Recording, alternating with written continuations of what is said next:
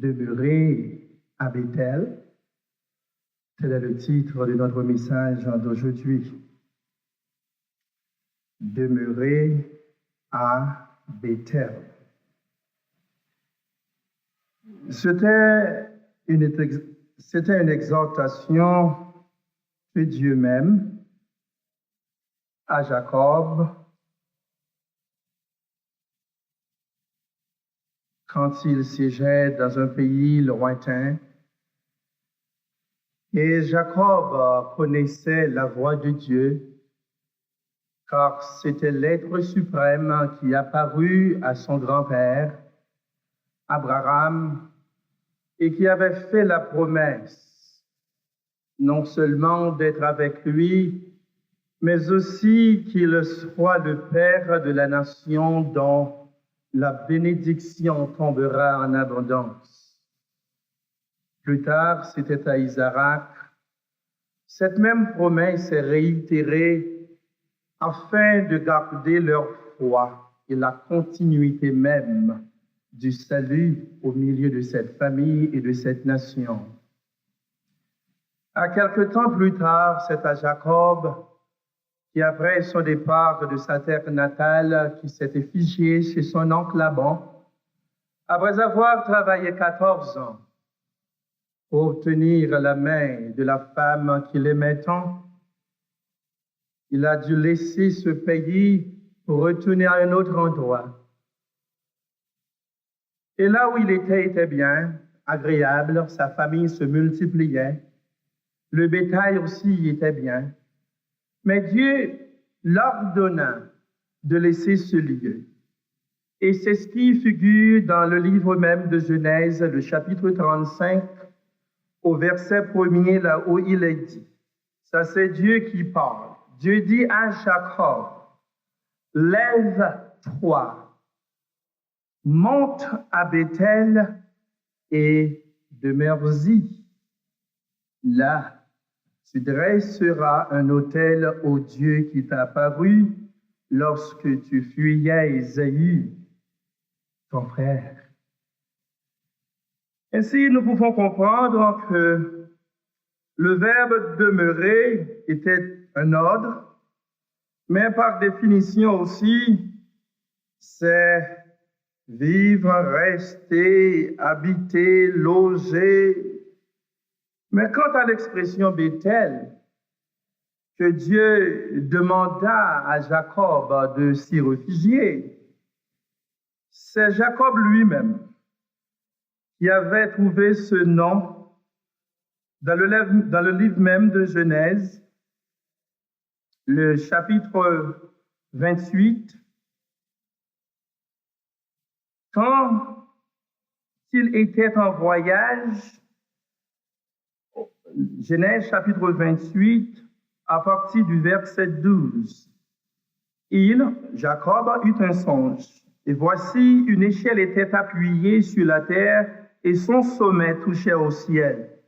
Et voici les anges de Dieu montaient et descendaient par cette échelle.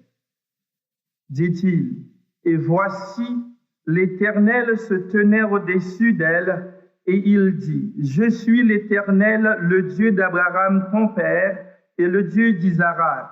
La terre sur laquelle tu es couché, je la donnerai à toi et à ta postérité. Et arrivé au verset 16, c'est Jacob qui s'exprima ainsi. Certainement l'Éternel était en ce lieu et moi je ne le savais pas. Au verset 18, Jacob se leva de bon matin, il prit la pierre dont il avait fait son chevet, il la dressa pour monument et il versa de l'huile sur son sommet. Il donna à ce lieu le nom de Bethel, mais la ville s'appelait auparavant Luz. Et au verset 21, il dit, « Et je retournai en paix à la maison de mon père, alors l'Éternel sera mon Dieu. » Verset 22, « Cette pierre que j'ai dressée pour monument sera la maison de Dieu. » Tout le nom Bethel signifie la maison de Dieu. Ainsi, depuis Jacob, L'homme en question, en dépit de son ingratitude, cherche toujours à prouver les grâces, les bénédictions reçues de Dieu en donnant, en représentant quelque chose physique sur la terre afin que Dieu lui-même en puisse siéger.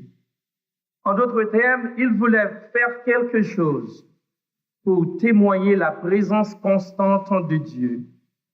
Et depuis lors, l'homme qui est sincère à Dieu, qui est le bénéficiaire d'une certaine bénédiction de Dieu, cherche à tout moyen à vivre, à demeurer, à rester dans la présence de Dieu.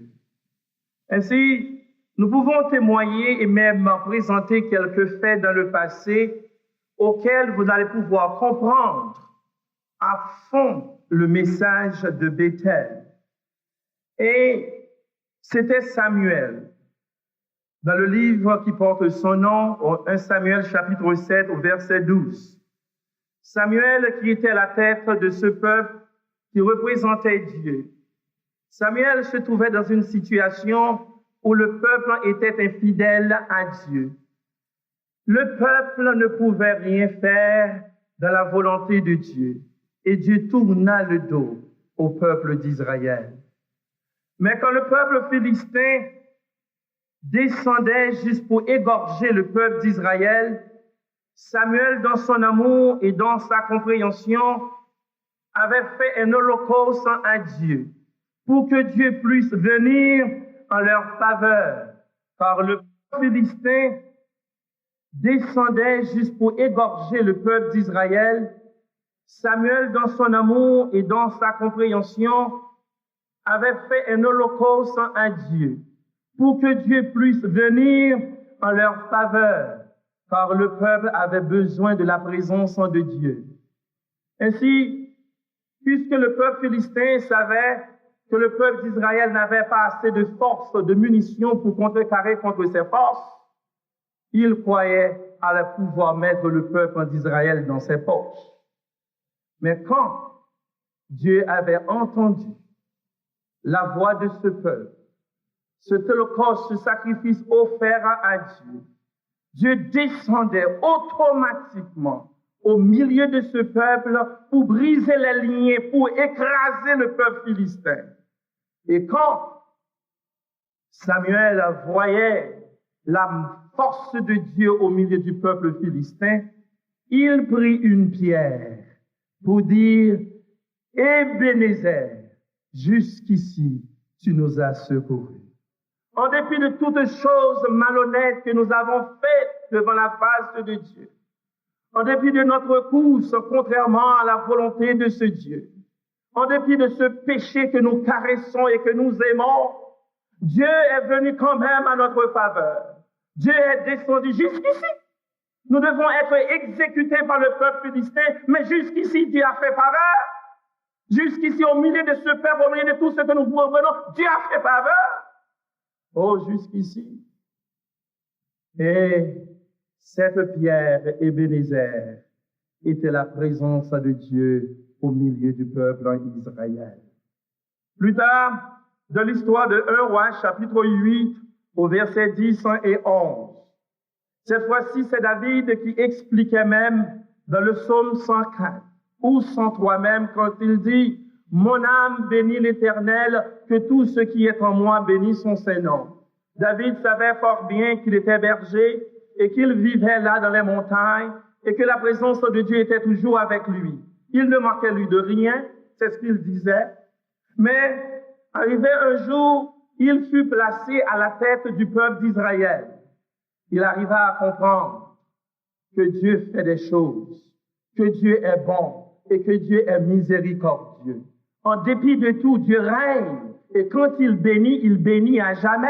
Et quand il fait une route pour quelqu'un, rien ne peut l'empêcher. Et quand David voyait qu'il était sur le tapis rouge et qu'il régnait à la tête du peuple d'Israël, il disait, mais non, ce Dieu est si grand, ce Dieu est si fort, ce Dieu est si puissant, il a tant fait pour moi. Moi étant David berger, mais je marche sur le tapis rouge. J'ai le luxe partout, de beaux meubles, et pourtant Dieu ne règne rien, ne règne aucun part de la terre. Il dit non, je dois faire une maison pour que Dieu y siège. Ainsi, il n'a pas pu. Mais c'était Salomon, son fils, qui bâtit cette maison de l'Éternel, juste pour présenter, juste pour faire que Dieu demeurait là, dans sa maison. Et la Bible nous dit qu'en ce jour, les nuées étaient complètement remplies, le temple de Dieu. Et les sacrificateurs ne pouvaient rester dans ce temple, dans la maison de Dieu, parce que sa puissance remplissait le temple. On manifestait, on parlait de Dieu, on chantait, on louait Dieu, parce que sa présence était parmi eux.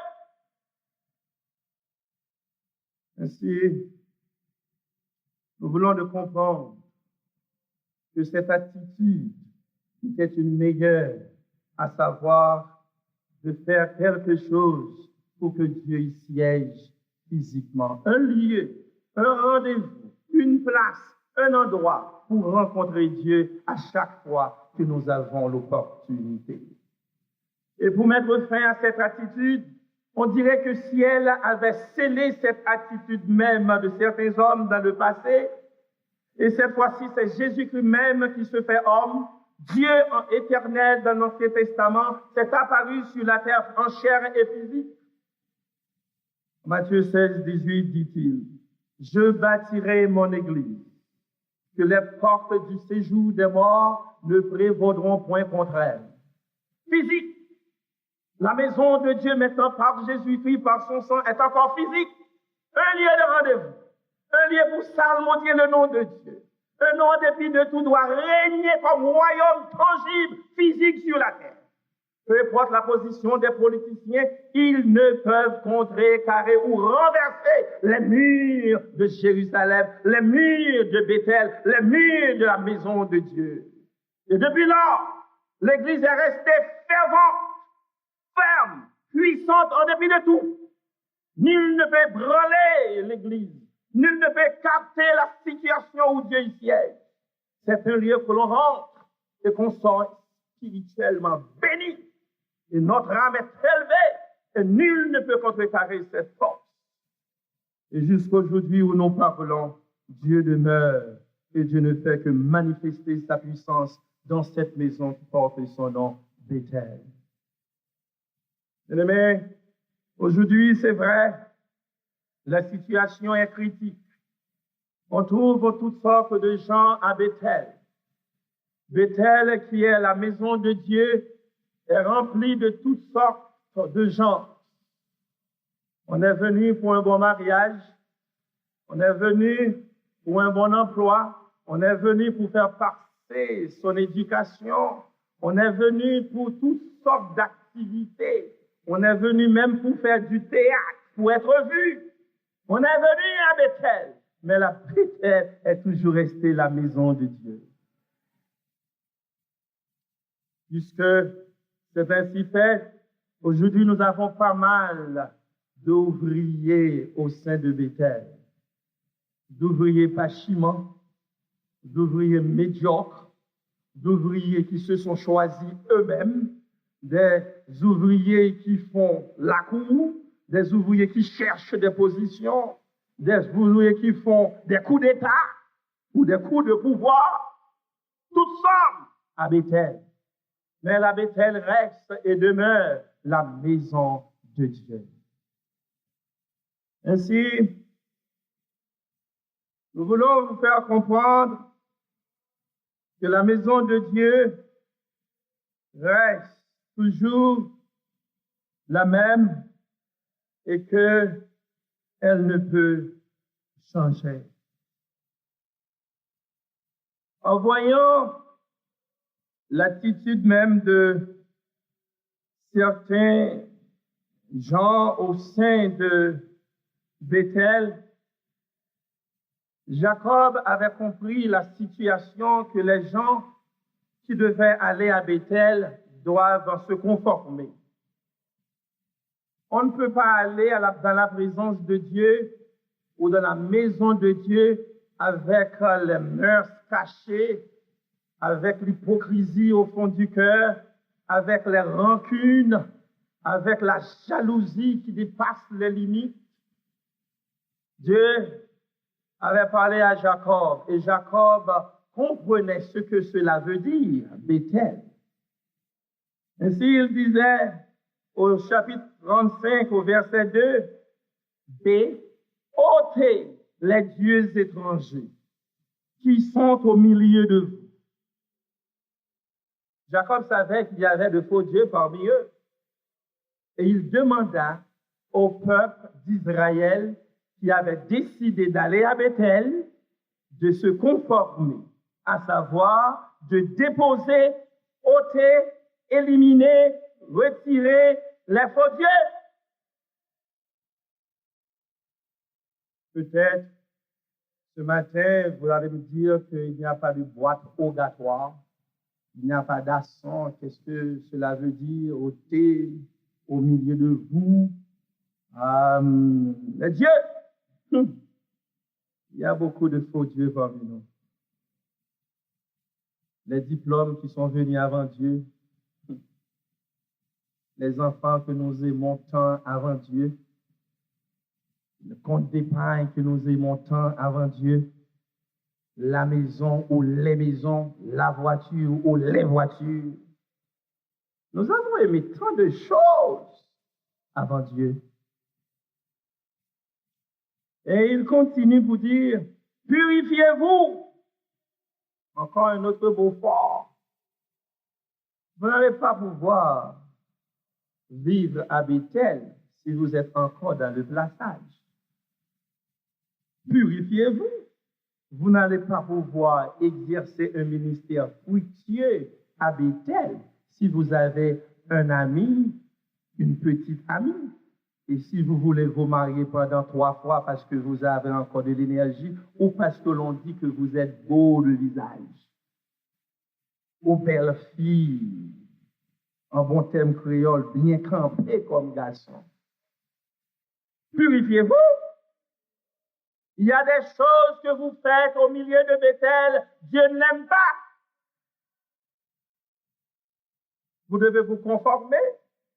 Peut-être que vous parlez trop. Il y a ceux qui sont parmi nous qui sont médisants. Ils voient, ils parlent. Ils ne voient pas, ils parlent. Ils parlent constamment. Purifiez-vous.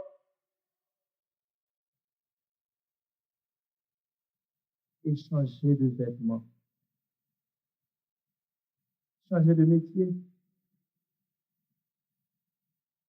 S'il y a des choses en vous que vous aimez tant, qui sont accolées à vous, vous devez les déposer.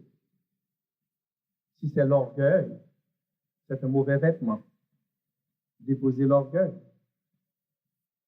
Si c'est la jalousie, déposez la jalousie, parce que c'est un mauvais vêtement. Et refaites-vous afin que vous soyez bons et purs pour aller à Béthel. Mais il y a une chose qui est bien, c'est qu'au verset 4, la Bible nous dit que les gens qui étaient à Jacob ou encore le peuple d'Israël avaient compris la nécessité de déposer les faux dieux, de se purifier et de changer de vêtements. Ils donnaient tout le monde, ou du moins ceux qui avaient parmi eux les faux dieux, de mauvais vêtements. Ils donnèrent à Jacob tous les dieux étrangers qui étaient contre eux, entre leurs mains et les anneaux qui étaient à leurs oreilles, etc. Et Jacob les enfouit sous le tébérin. Ce matin, le berger de cette église, ou bien le Saint-Esprit, ne va pas vous demander de déposer les faux dieux, ou bien de changer de vêtements physiquement. Mais le Saint-Esprit vous demande dans votre cœur, dans votre âme, quand vous savez ce qu'est vraiment votre faux Dieu, ce qui est dans votre vie comme impur, et quel est vraiment votre abyssal, vous le savez. Dieu vous demande seulement de les déposer et de prendre la ferme résolution d'aller à Béthel. Parce que Béthel, C'est un lieu pur. C'est un lieu sanctifié. Vous n'allez pas pouvoir entrer à Bethel avec les défauts, les mauvaises mœurs, l'orgueil rancune, médisant, calomniateur, etc. Vous devez être pur pour aller à Bethel. Je voudrais attirer votre attention, non seulement Jacob avait décidé d'y aller, il avait suggéré au reste du peuple de le suivre en déposant leur faux Dieu. Ensuite, il était sur le point de partir pour aller à Bethel. Bethel aujourd'hui, qui est encore la maison de Dieu, c'est le lieu d'amour.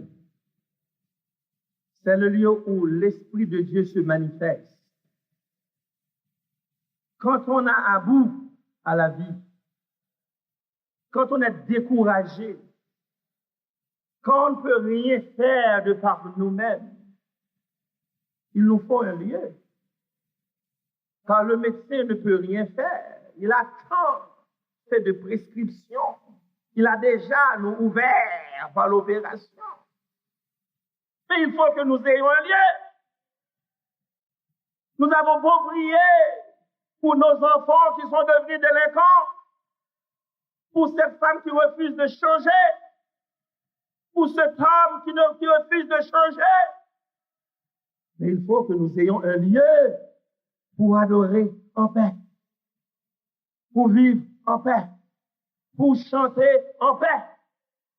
Car au travail, le patron nous suivait à chaque seconde pour la production. Mais il faut que nous ayons un lieu. Le quartier est toujours tourmenté avec des bruits. On ne peut chacun faire regarder la télévision, il n'y a plus de programmes sataniques. Nous avons besoin de faire une grande vie. Vous êtes au sein de Dieu, dans la maison de Dieu. On n'en peut plus avec les nouvelles. On a peur à New York pour les bombardements. On ne peut non plus aller à Haïti. Mais on est entravé. Il faut que nous ayons un lieu. Mais c'est Bethel. Comme David disait, oh oui, je suis dans la joie quand on me dit, allons à la maison de l'Éternel.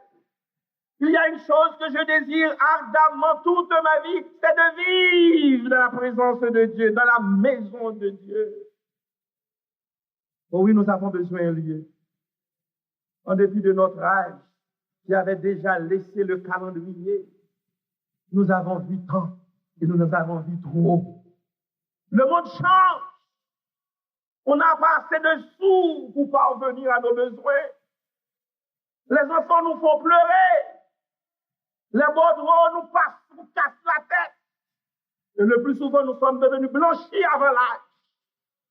Nous en avons assez. Il nous faut un lieu pour vivre, pour respirer au moins. Mais c'est la maison de Dieu, c'est Bethel. Bien-aimés, il n'y aura aucun autre lieu sur la terre que vous allez pouvoir être bien. C'est à Bethel. En effet, à Bethel, il y a des hypocrites, on le sait. À Bethel, il y a des faux frères, des fausses sœurs. Ah oui, il y a même des imposteurs. On le sait. Mais cela n'empêche pas que l'Esprit de Dieu manifeste. Et quand l'Esprit de Dieu vivifie dans ce lieu, on se sent bien. On ressent la présence de Dieu quand il descend et quand il réjouit. Nous le sentons. On ne va pas pouvoir ressentir ce sentiment dans une salle de théâtre ou de cinéma. C'est seulement à Bethel. Si vous allez dîner avec votre femme ou votre mari, vous n'allez pas pouvoir ressentir cette puissance. Mais c'est seulement à Bethel. On est bien. C'est pourquoi, en dépit de tout ce qui se fait au sein de Bethel, avec les faux frères qui ont de mauvais témoignages, cela ne réduit pas la potentialité et la puissance même de Bethel. Aujourd'hui, on parle de toutes mauvaises choses de Bethel. Si on veut être à la télévision, quand un membre de Bethel fait quelque chose, les journaux sont prêts à publier. Mais on ne publie jamais un miracle au sein de Bethel. Mais on parle de ceux qui font des erreurs. Oh oui, parmi nous, il y a des faux frères. Mais Bethel est puissante. Bethel reste et demeure forte en dépit de tout. C'est pourquoi que Pierre a dit, à qui crier? À qui aller? C'est toi, Seigneur, qui as la parole de vérité. Moi, pertinemment, je me sens bien quand je suis à Bethel. Quand c'est un rendez-vous, un lieu d'amour, un lieu de rencontre avec notre Seigneur Jésus-Christ. Bethel n'est pas seulement un lieu d'amour, d'adoration, de louange. Il y a encore davantage à Bethel. Anne nous fait une leçon. L'histoire de 1 Samuel au chapitre 1er au verset 7. La Bible nous dit, toutes les années, il en était ainsi, chaque fois qu'Anne montait à la maison de l'Éternel, Pénina la mortifiait de la même manière, alors elle pleurait et ne mangeait point. Bethel est un lieu non seulement d'amour ou d'adoration, mais aussi de délivrance. Parce que quand Anne était injuriée par Pénina chaque année, mais cette année dans la maison de l'Éternel, Bethel, elle avait fait un vœu à l'Éternel, au même chapitre, verset 11. Éternel des armées, c'est le lieu de prière, c'est le lieu qu'on remet toute histoire à Dieu. Éternel des armées, si tu daignes regarder l'affliction de ta servante, si tu te souviens de moi et n'oublie point la servante, et si tu donnes à ta servante un fils, je le consacrerai à l'Éternel pour tous les jours de sa vie, et le rasoir ne passera point sur sa tête. C'est un lieu de rendez-vous. Quand on est à Bethel, on peut tout dire à Dieu. Et même quand les petites oreilles qui sont autour de vous vont porter attention, cela ne va pas justement dire converger Dieu ou bifurquer à d'autres. Dieu connaît le cœur. Dieu connaît l'âme. Même si vous priez, les autres on prie vos propos pour publier négativement. Mais Dieu va vous bénir quand même. Parce qu'il entend. Et c'est exactement ce qui se fait à Bethel.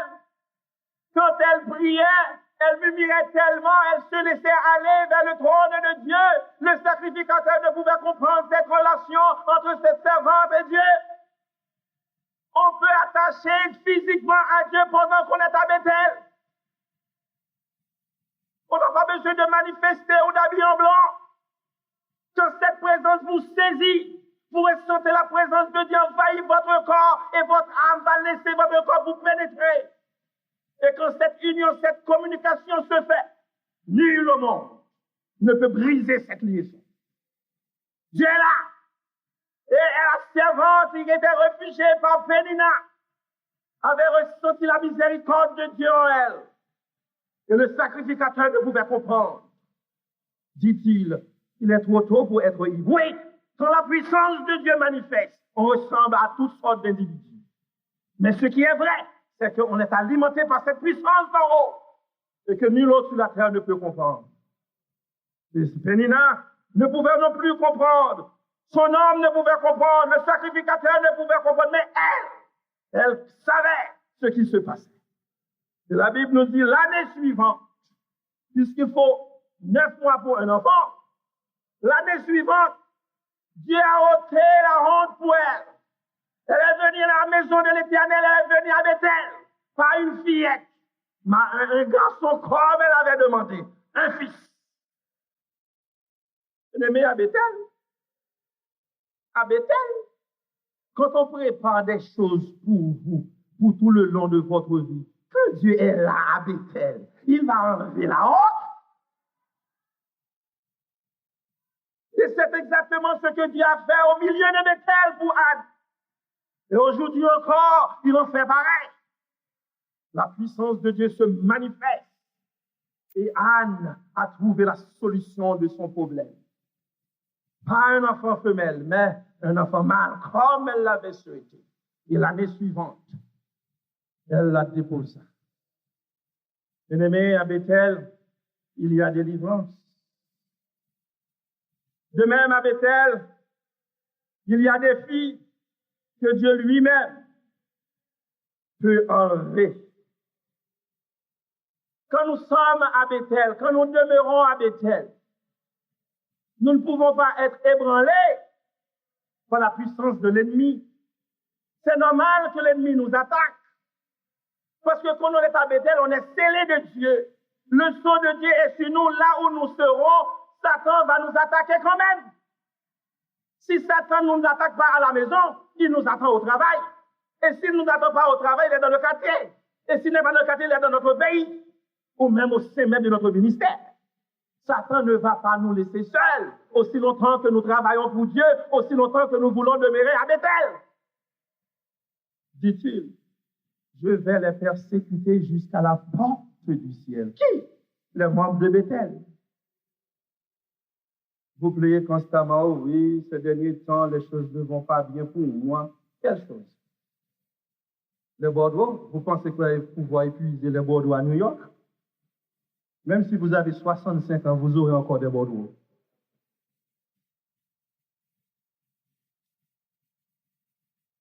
Dans 2 Rois, chapitre 19, le verset 14. Le roi Sanchéribe était puissant. Puisqu'il était puissant, il ne prenait Ézéchias comme rien. C'est comme les grands pays d'aujourd'hui peuvent demander à un petit président ou à un président d'un petit pays de se déplacer. C'est comme ça. Sanchéribe était puissant. Il était roi de la terre, puissant.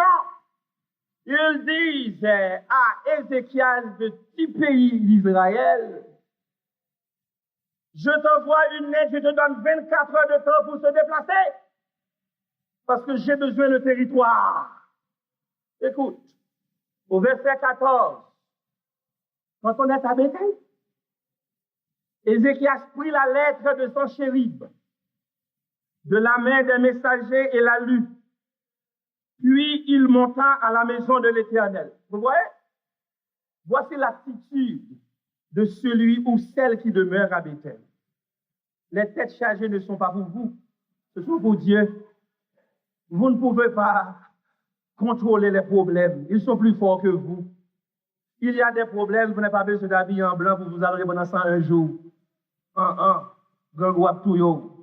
Vous devez aller dans la maison de l'Éternel pour dire à Dieu, voici mon problème. Qu'en dites-vous?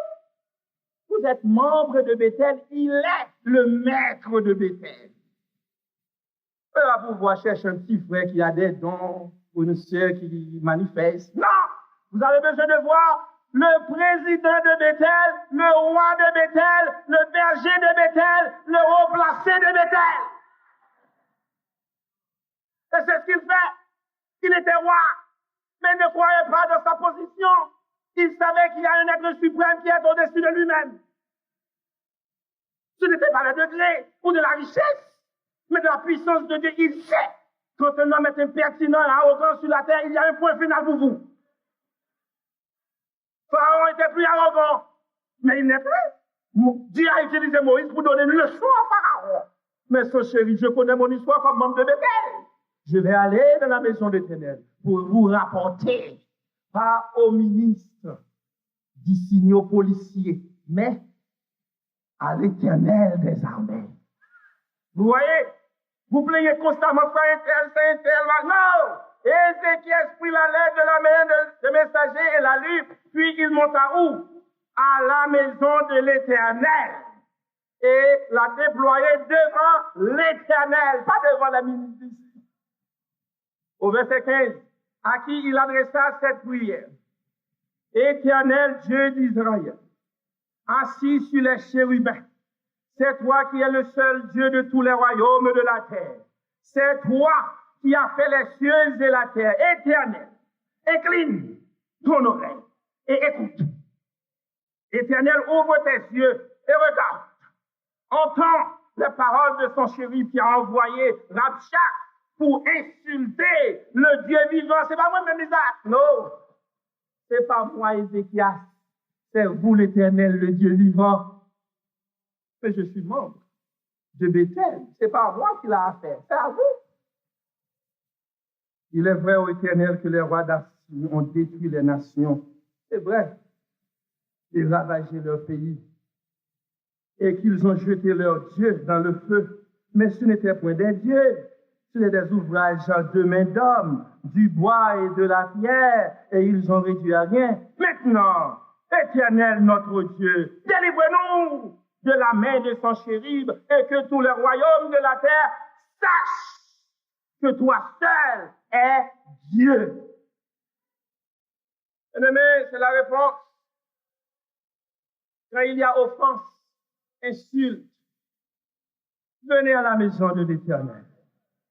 Parlez à l'Éternel, car Bethel, c'est le lieu de tout défi. Défi que le médecin dit que vous n'allez plus vivre. Venez à Bethel. Votre femme vous l'a laissé. Venez à Bethel. Votre mari vous a laissé. Venez à Bethel. Les enfants vous font pleurer. Venez à Bethel. Parce qu'à Bethel, les défis vont justement exécuter. Et Dieu ne s'arrête pas là seulement. Et si vous continuez l'histoire, vous verrez que l'Éternel a dit même que son chérub n'entrera pas dans le pays. Et au verset 35, voilà l'histoire. Cette nuit-là, l'ange de l'Éternel, c'est pas le ministre de New York, non. C'est pas le plus grand pasteur de la communauté haïtienne. Cette nuit-là, l'ange de l'Éternel sortit. Et qui ça? Et frappa dans le camp des Assyriens 185 000 hommes. Et quand on se leva le matin, voici qu'ils étaient tous morts. Défi enlevé. L'ange de l'Éternel du ciel étant sorti pour faire quoi? Pour frapper les ennemis de son chéri. Il a brisé les os. Il a brisé le gouvernement de son chéri pour donner victoire à Ézéchias qui était membre de Bethel. Il a lu la lettre à Bethel. Il l'a déposée à Bethel. Oh oui, à Bethel, il y a délivrance. Dieu peut ôter la honte quand il l'a fait pour Anne. Il peut vous délivrer contre le défi du monde. Il l'a fait pour Ézéchias face à son chéri. Aussi, je vous fais réaliser que depuis longtemps, Dieu faisait la même histoire à Bethel. C'est pourquoi nul ne peut ébranler les murs de Bethel, parce que Bethel est le lieu de miséricorde, de grâce, d'amour, de délivrance. Au Nouveau Testament, Bethel continue encore sa puissance. Et nous voulons remarquer que presque tous les miracles qui ont été opérés par Dieu, il y en a pas mal qui se font au sein de Bethel. Quand Pierre et Jean marchaient, c'était devant le portique de Jérusalem qu'ils avaient trouvé les estropiés, les mendiants, et qu'ils disaient, je n'ai rien à vous donner, mais au nom de Jésus, lève-toi et marche. Oh! À Bethel. C'est toujours à Bethel. Ainsi, nous voulons vous faire comprendre que quand nous vivons à Bethel, il y a beaucoup à tirer. Il y a beaucoup à comprendre, à expérimenter. de protection, vous n'allez pas pouvoir avoir de protection des hommes.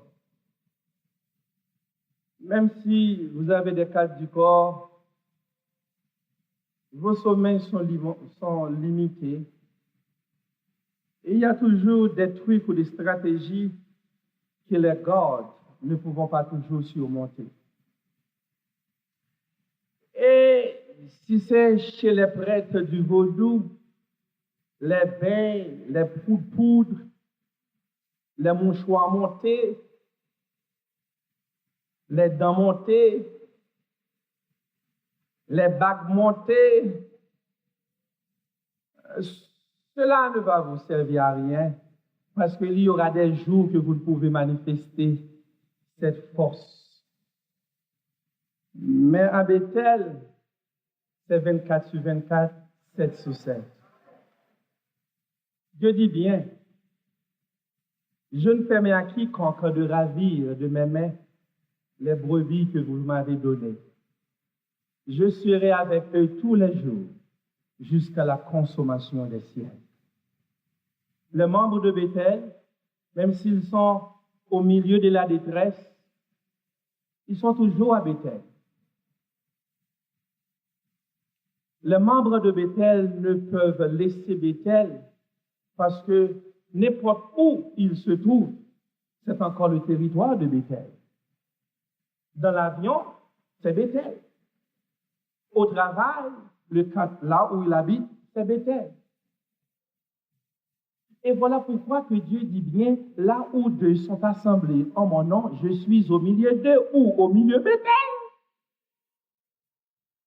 Et là, il s'est dit bien, pour édifier, pour bénir, pour sanctifier, il ajoute. Bethel est bon, Bethel est bien.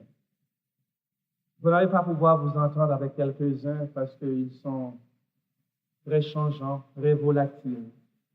Mais cela n'empêche pas que vous habitez et demeurez à Bethel.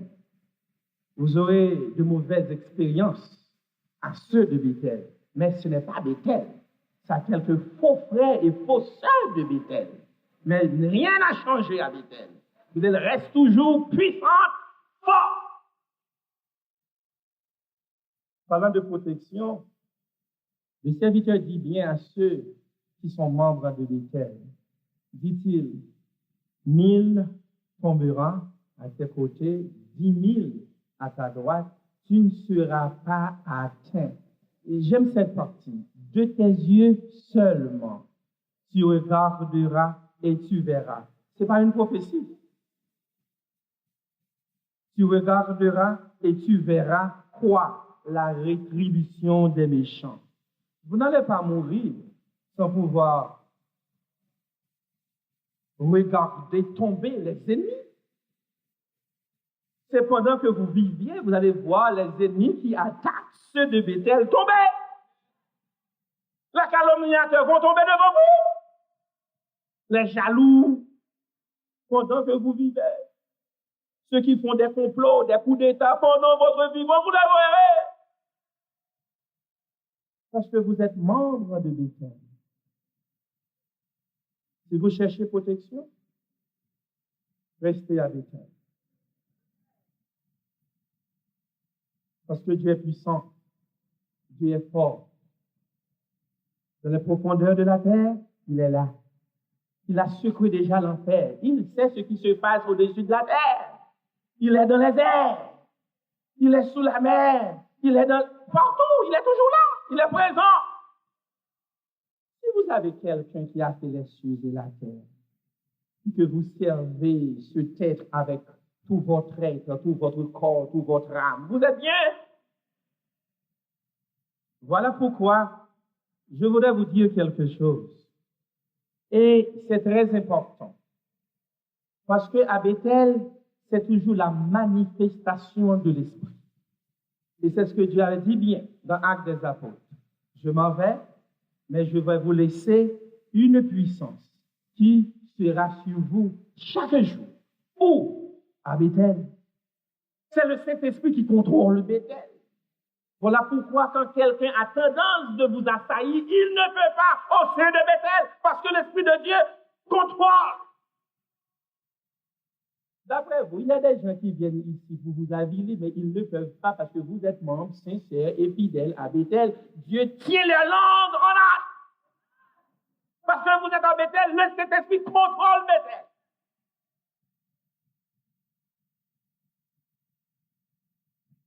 Il y a une autre chose que je voulais parler de Bethel.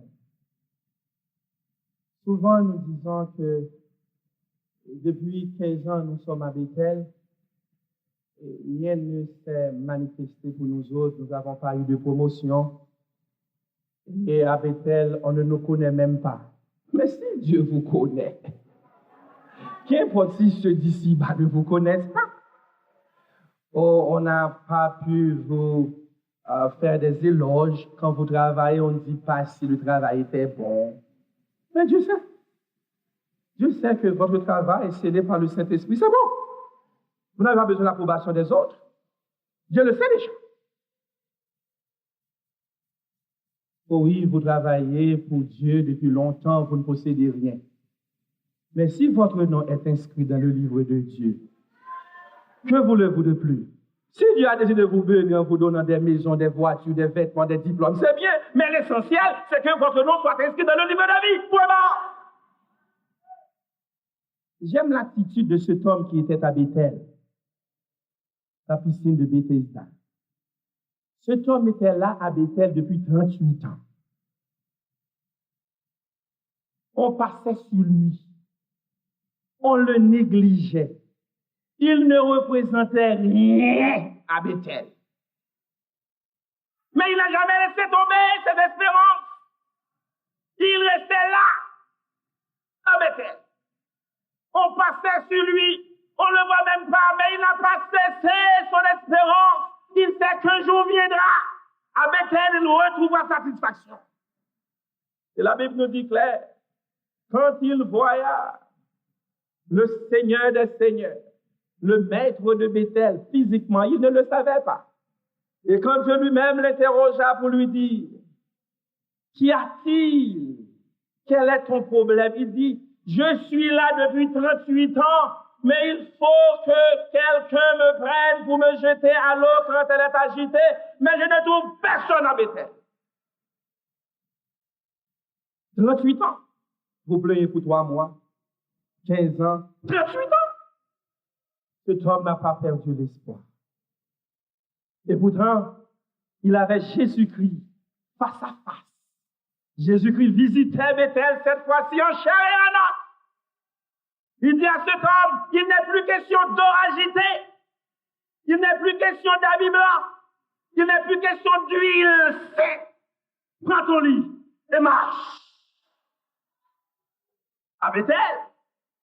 Alors, si vous n'êtes pas patient à Bethel avec quelques faux frères, si vous n'êtes pas patient à Bethel pour vos espérances, vous allez perdre beaucoup. Mais si vous êtes persistant dans vos espérances, restez à Bethel. En dépit de tout, demeurez à Bethel. Que l'on dit bien ou non, Bethel. Que l'on cherche à vous déranger, Bethel. Et c'est ainsi que l'apôtre Paul a scellé Bethel, dit-il, dans 1 Thessaloniciens 4, 16, 17.